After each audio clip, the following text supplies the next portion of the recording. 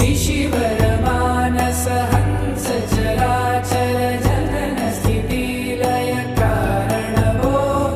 सांब सदा शिव शंभो शंकर शरणं मे तव चरणयुगम्